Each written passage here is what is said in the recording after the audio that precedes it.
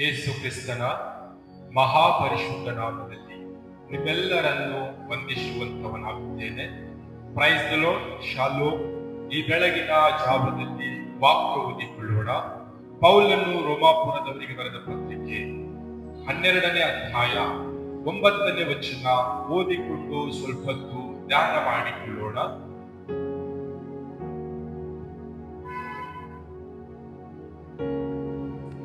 ನಿಮ್ಮ ಪ್ರೀತಿಯು ನಿಷ್ಕಪಟವಾಗಿರಲಿ, ಕೆಟ್ಟತನಕ್ಕೆ ಹೇಸಿಕೊಂಡು ಒಳ್ಳೆಯದನ್ನು ಬಿಗಿಯಾಗಿ ಹಿಡಿದುಕೊಳ್ಳಿರಿ.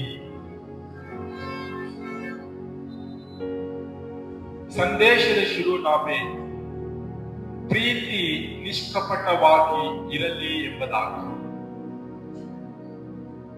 ನಮ್ಮ ಪ್ರೀತಿ ಯಾವ ರೀತಿಯಾಗಿರಬೇಕು ಎಂಬುದಾಗಿ ಈ ಸತ್ಯವೇದದ ಮೂಲಕ ನಾವು ತಿಳಿದುಕೊಳ್ಳುವಂತವರಾಗುವುದು. ಈ ಒಂದು ದಿನದಲ್ಲಿ ಈ ಲೋಕದಲ್ಲಿ ಜೀವಿಸುವಾಗ ನಮ್ಮ ಪ್ರೀತಿ ಯಾವ ರೀತಿಯಾಗಿದೆ? ನಮ್ಮ ಪ್ರೀತಿ ನಿಷ್ಕಪಟವಾಗಿದೆನಾ? ನಮ್ಮ ಪ್ರೀತಿ ಅದು ಕಪಟ ಇರುವಂತಹ ಪ್ರೀತಿಯಾಗಿದೆ? ನಮ್ಮನ್ನೇ ನಾವು ಪರೀಕ್ಷೆ ಮಾಡಿಕೊಳ್ಳೋಣ. ಸತ್ಯವೇದ ಹೇಳುತ್ತಾ ಇದೆ, ನಿಮ್ಮ ಪ್ರೀತಿ ನಿಷ್ಕಪಟವಾದಲ್ಲಿ ಕೆಟ್ಟತನಕ್ಕೆ ಹೇಸಿಕೊಂಡು ಒಳ್ಳೆಯದನ್ನು ಬಿಗಿಯಾಗಿ ಹಿಡಿದುಕೊಳ್ಳಿ ಎಂಬುದಾಗಿ ಸತ್ಯವೇದ ಹೇಳುತ್ತಾ ಇದೆ.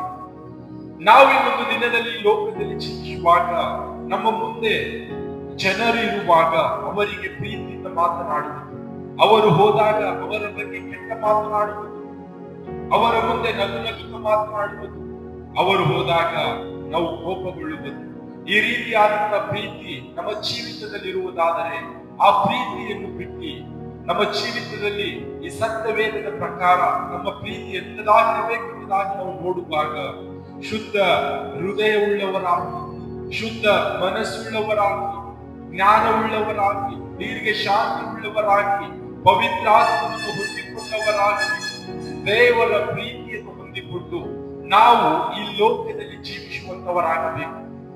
ಈ ರೀತಿಯಾದಂತಹ ಪ್ರೀತಿ ನಮ್ಮ ಜೀವಿತದಲ್ಲಿ ಇರುವಾಗ ನಾವು ಕೆಟ್ಟತನಕ್ಕೆ ಹೇಸಿಕೊಂಡು ಒಳ್ಳೆಯದನ್ನು ಬಿಗಿಯಾಗಿ ಹಿಡಿದುಕೊಳ್ಳುತ್ತೇವೆ. ನಮ್ಮ ಜೀವಿತದಲ್ಲಿ ಕಪಟವಾದ ಪ್ರೀತಿ ಇರುವಾಗ ಕೆಟ್ಟದನ್ನು ಕೂಡ ನಾವು ಅನುಭವಿಸುತ್ತೇವೆ, ಕೆಟ್ಟದಕ್ಕೆ ನಾವು ಒಳಗಾಗಿ ಜೀವಿಸುತ್ತೇವೆ. ನಮ್ಮಲ್ಲಿ ನಿಷ್ಕಪಟವಾದ ಪ್ರೀತಿ ಇರುವಾಗ ಕೆಟ್ಟದನ್ನು ಹೇಸಿಕೊಂಡು ಒಳ್ಳೆಯದನ್ನು ಬಿಗಿಯಾಗಿ ಹಿಡಿದುಕೊಂಡು ನಾವು ಜೀವಿಸುವಂತವರಾಗಿದ್ದೇವೆ. ಕೆಟ್ಟದು ಎಂಬುದಾಗಿ ನೋಡುವಾಗ ಈ ಲೋಕದಲ್ಲಿ ಅನೇಕ ರೀತಿಯಾದಂತಹ ಪಾಪದ ಜೀವಿತ, ಗಂಡಿನ ಆಸೆ, ಬದುಕು ಬಾಳಿಬೇಡಂಬ, ಹೇಳಲಿಕ್ಕಾಗದೇ ಇರತಕ್ಕಂಥ ಕೆಟ್ಟ ಸಂಗತಿಗಳು ಈ ಲೋಕದಲ್ಲಿ ಇದೆ. ಅವೆಲ್ಲವೂ ಕೂಡ ನಮ್ಮ ಜೀವಿತದಲ್ಲಿ ಆಳ್ವಿಕೆ ಮಾಡುತ್ತದೆ. ಯಾವಾಗ ನಮ್ಮ ಪ್ರೀತಿ ಕಪಟವಾಗಿರುವಾಗ, ಪ್ರೀತಿ ಕಪಟವಾಗಿರುವಾಗ ನಮ್ಮ ಜೀವಿತದಲ್ಲಿ ಸಮಾಧಾನ ಇರುವುದಿಲ್ಲ, ಸಂತೋಷ ಇರುವುದಿಲ್ಲ, ನಮ್ಮ ಜ್ಞಾನವು ಕೂಡ ಮಂದವಾಗುವಂತಾಗಿದೆ. ಆ ರೀತಿಯಾದಂತಹ ಜೀವಿತ ನಮ್ಮದಿರುವಾಗ ನಾವು ಕೆಟ್ಟದಕ್ಕೆ ಒಳಗಾಗಿ ಜೀವಿಸುವುದಕ್ಕೆ ಪ್ರಾರಂಭಿಸುತ್ತೇವೆ. ಈ ಸತ್ಯವೇದ ನಮಗೆ ಸ್ಪಷ್ಟವಾಗಿ ಹೇಳುತ್ತಾ ಇದೆ, ನಿಮ್ಮ ಪ್ರೀತಿ ನಿಷ್ಕಪಟವಾಗಿರಲಿ, ಕೆಟ್ಟದನ್ನು ಹೇಸಿಕೊಂಡು ಒಳ್ಳೆಯದನ್ನು ಬಿಗಿಯಾಗಿ ಹಿಡಿದುಕೊಳ್ಳಿರಿ ಎಂಬುದಾಗಿ ಹೇಳುತ್ತಾ ಇದೆ. ಈ ಒಂದು ದಿನದಲ್ಲಿ ವಾಕ್ಯದ ಮುಂದೆ ನಮ್ಮನ್ನೇ ನಾವು ತಗ್ಗಿಸಿಕೊಳ್ಳೋಣ. ಕೆಟ್ಟದನ್ನು ನಾವು ಬಿಟ್ಟವರಾಗಿ ಒಳ್ಳೆಯದನ್ನು ಬಿಗಿಯಾಗಿ ಹಿಡಿದುಕೊಂಡು ನಮ್ಮ ಪ್ರೀತಿಯಲ್ಲಿ ನಾವು ನಿರಂತರವಾಗಿ ದೀರ್ಘ ಶಾಂತಿ, ಶುದ್ಧ ಮನಸ್ಸು, ಶುದ್ಧ ಹೃದಯ ಉಳ್ಳವರಾಗಿ ಜ್ಞಾನದಿಂದ ನಾವು ಒಬ್ಬರನ್ನೊಬ್ಬರು ಪ್ರೀತಿಸುತ್ತಾ ನಮ್ಮ ಎದುರಿದ್ದಾಗಲೂ ಅದೇ ರೀತಿಯಾದಂತಹ ಪ್ರೀತಿ, ನಮ್ಮ ಎದುರುಗಡೆ ಇಲ್ಲದೆ ಇರುವಾಗ ಕೂಡ ಒಂದೇ ರೀತಿಯಾದಂತಹ ಪ್ರೀತಿಯನ್ನು ತೋರಿಸುತ್ತಾ ನಾವು ಈ ಲೋಕದಲ್ಲಿ ಜೀವಿಸುತ್ತಾ ಇರುವುದಾದರೆ ನಮ್ಮ ಜೀವಿತದಲ್ಲಿ ಸಂತೋಷ, ಸಮಾಧಾನ, ಪ್ರೀತಿ, ಅನ್ಯೋನ್ಯತೆ, ಪರಿಶುದ್ಧವಾದ ಪ್ರೀತಿ ನಮ್ಮ ಜೀವಿತದಲ್ಲಿ ಇರುವಂತದಾಗಿದೆ. ಪವಿತ್ರವಾದ ಪ್ರೀತಿ ನಮ್ಮ ಜೀವಿತದಲ್ಲಿ ಇರುವಂತದಾಗಿದೆ.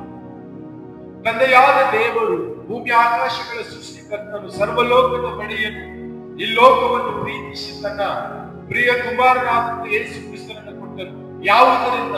ಪರಿಶುದ್ಧವಾದ ಪ್ರೀತಿಯಿಂದ, ಪವಿತ್ರವಾದ ಪ್ರೀತಿಯಿಂದ ಯೇಸು ಕ್ರಿಸ್ತನನ್ನು ಈ ಲೋಕಕ್ಕೆ ಕೊಟ್ಟಿದ್ದಾನೆ. ತಂದೆಯಾದ ದೇವರ ಪ್ರೀತಿ ನಮ್ಮ ಜೀವಿತದಲ್ಲಿರಬೇಕು. ಯೇಸು ಕ್ರಿಸ್ತನು ಈ ಲೋಕವನ್ನು ಪ್ರೀತಿಸಿ ಈ ಲೋಕದ ಜನರ ಎಲ್ಲ ಪಾಪಗಳನ್ನು ಹೊತ್ತಿಕೊಂಡು ತನ್ನ ಪ್ರೀತಿಯನ್ನು ಶಿಲ್ಪೆಯ ಮರಣದಲ್ಲಿ ವ್ಯಕ್ತಪಡಿಸಿದ್ದಾರೆ. ಅಂತ ಪ್ರೀತಿ ನಮ್ಮದಾಗಬೇಕು. ನಮ್ಮನ್ನು ಒಬ್ಬರು ದ್ವೇಷಿಸುವಾಗ, ಮೋಸ ಮಾಡುವಾಗ, ನಮ್ಮನ್ನು ಹೀಯಾಳಿಸುವಾಗ ನಾವು ಆ ಜನರನ್ನು ಯೇಸು ಕ್ರಿಸ್ತನ ಪ್ರೀತಿಯಿಂದ ಪ್ರೀತಿಸುವಂತವರಾಗೋಣ. ನಮ್ಮ ಜೀವಿತದಲ್ಲಿ ಕಪಟ ಅನ್ನೋದು ಇರಲೇಬಾರದು. ಯಾಕೆ? ನಮ್ಮಲ್ಲಿ ಯೇಸು ಕ್ರಿಸ್ತನು ವಾಸಿಸುತ್ತಾ ಇದ್ದಾನೆ. ನಮ್ಮನ್ನು ಯೇಸು ಕ್ರಿಸ್ತನು ತನ್ನ ಸ್ವಾರೂಪದಲ್ಲಿ ಸೃಷ್ಟಿ ಮಾಡಿದ್ದಾನೆ. ಆತನ ಸ್ವಭಾವಗಳು ಯಾವ ರೀತಿ ಆಗಿದೆಯೋ ಅದೇ ರೀತಿಯ ಸ್ವಭಾವಗಳನ್ನು ನಾವು ಧರಿಸಿಕೊಂಡು ಈ ಲೋಕದಲ್ಲಿ ಜೀವಿಸಿಕೊಂಡವರಾಗೋಣ. ಒಳ್ಳೆಯದನ್ನು ಬಿಗಿಯಾಗಿ ಹಿಡಿದುಕೊಳ್ಳುತ್ತಾ ಪವಿತ್ರವಾದ ಪ್ರೀತಿಯಿಂದ ಈ ಲೋಕದಲ್ಲಿ ನಾವು ಜೀವಿಸುವಂತವರಾಗೋಣ. ಕರ್ತನು ಈ ವಾಕ್ಯದ ಎಲ್ಲರ ಆತ್ಮೀಯರಿಗೆ ಆಶೀರ್ವದಿಸಲಿ. ಆಮೆನ್.